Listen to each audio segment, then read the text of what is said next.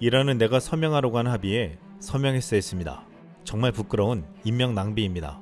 내가 거듭 강조했듯이 이란은 핵무기를 가질 수 없습니다. 모두 테헤란에서 즉시 대피해야 합니다. 이스라엘과 이란이 5일 연속 치열한 공격을 주고받고 있습니다.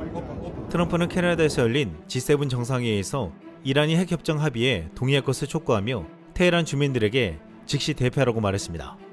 트럼프는 현재 격화되고 있는 이스라엘-이란 분쟁에 집중하기 위해 G7 정상회의를 하루 일찍 떠났습니다. 5,000명의 병력과 전투기를 포함한 60대 이상의 항공기를 탑재할 수 있는 미 항공모함 니미츠호가 지금 중동으로 향하고 있습니다. 이스라엘이 이란을 기습 공격했지만 정말 이란의 주요 핵기지를 제거하려면 미국의 힘이 필요하다고 말하는 가운데 미국이 어떤 결정을 할지가 주목되고 있습니다. 이란은 미국에게 4일간 이어진 이스라엘의 공중전을 중단하라고 촉구했지만 이스라엘은 폭격작전을 계속했고 이란은 미사일 공격을 가해 이스라엘의 방공망을 파괴했습니다. 그런데 지난 16일 이란의 공영방송국에서 놀라운 장면이 목격되었습니다. 이스라엘은 16일 이란 국영방송사를 공습했습니다. 이란 국영방송에서 생방송을 진행 중인 여성 뉴스 진행자는 폭발이 일어나자 갑자기 자리에서 황급히 일어나는 모습이 담긴 충격적인 영상이 실시간으로 보도되었습니다. 영국 BBC가 이를 보도했습니다. Iranian state TV has been hit by an Israeli strike in the last few hours. Dramatic pictures. It caused the channel to go off air altogether. And in the last half hour, Iran has condemned that attack as a war crime.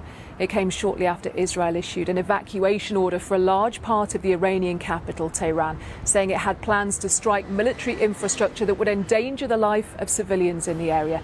It is the fourth day now of missile strikes between the two countries, which started early on Friday when Israel launched a series of surprise attacks targeting nuclear sites and killing Iran's most senior military commanders. Now, Iran restricts access to the country for journalists, but BBC Verify has been using satellite imagery to confirm those attacks on both nuclear and military sites. This is a missile base in Big Haneh. Compared with an older image, this satellite image taken yesterday clearly shows damage to the roof. And Isfahan is one of Iran's key nuclear sites. It was confirmed over the weekend that 4 critical buildings at this site were damaged, including the uranium conversion facility. On this satellite image, you can now see visible damage to the buildings there. 이스라엘은 16일 공습 이후 이란의 지대지 미사일 발사대 3분의 1을 파괴했다고 밝혔습니다. 또한 이스라엘군은 4일 만에 이란 수도 상공에서 공중 우세를 확보했으며 큰 위협 없이 도시위를 비행할 수 있다고 주장했습니다.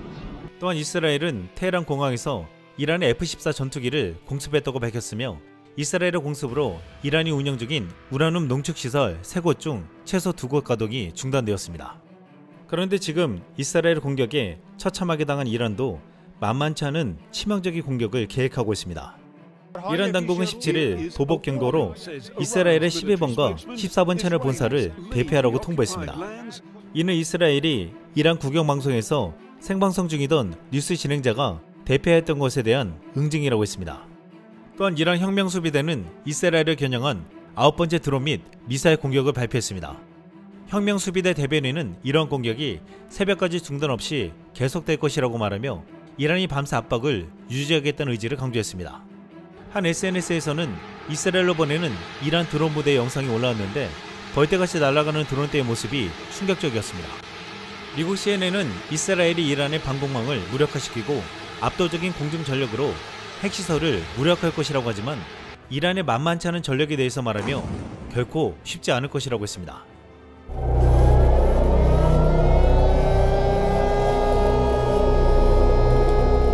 The skies above the Middle East are now missile corridors. In the last 72 hours, Israel has come under the heaviest aerial assault in its history.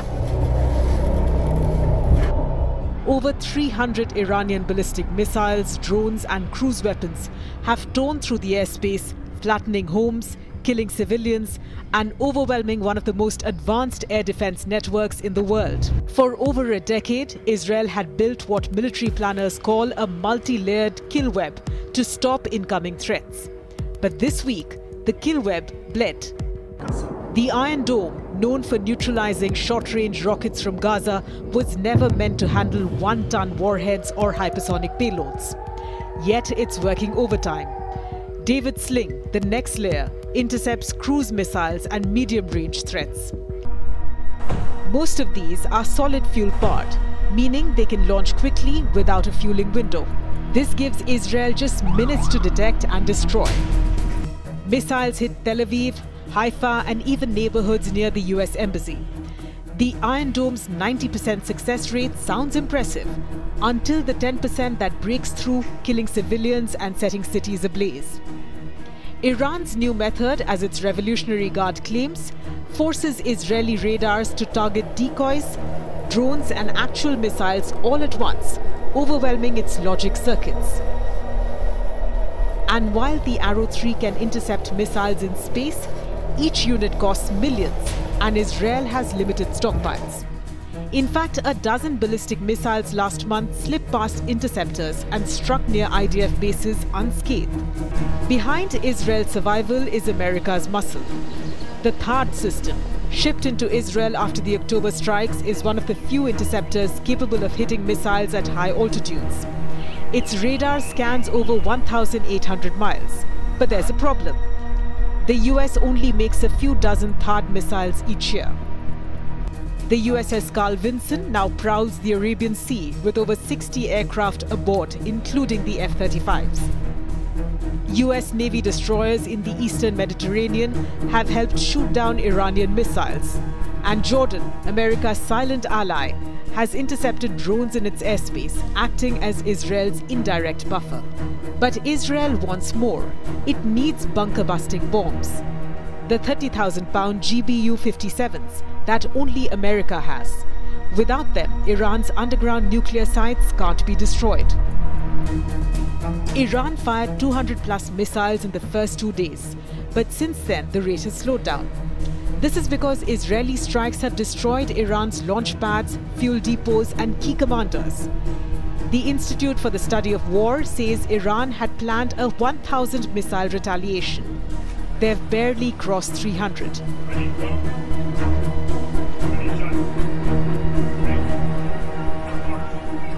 Precision Israeli raids have hammered sites in Tabriz, Natanz and Tehran. Energy facilities, missile silos and command bunkers gone. Iran's elite forces are in disarray and its skies are open. But this isn't over. Iran still has heavy payload cruise missiles it hasn't used so far. Israel still hasn't touched certain nuclear bunkers. And the US hasn't yet to greenlight the finishing strike. 미국은 이미 지난 4월 이란의 핵 개발을 억제하기 위해 B-2 스텔스 전략 폭격기 6대를 인도양 디에고 가르시아 군사기지에 전진 배치했습니다. 디에고 가르시아 군사기지에서 이란까지 날아오는 데는 5시간밖에 걸리지 않습니다. B-2 폭격기는 지하 깊숙한 표적을 타격할 수 있는 초대형 벙커버스터인 GB-57AB를 탑재해 이란의 고도화된 지하시설을 순식간에 초토화시킬 수 있습니다. 미 트럼프는 이란에게 모든 우라늄 농축을 중단하라고 요구하고 있는데, 만약 이에 응하지 않을 경우 트럼프가 B-2 폭격기로 이란 핵시설을 파괴하라는 명령을 내릴 가능성이 높다고 전망하고 있습니다. 이상 쓸망이었습니다.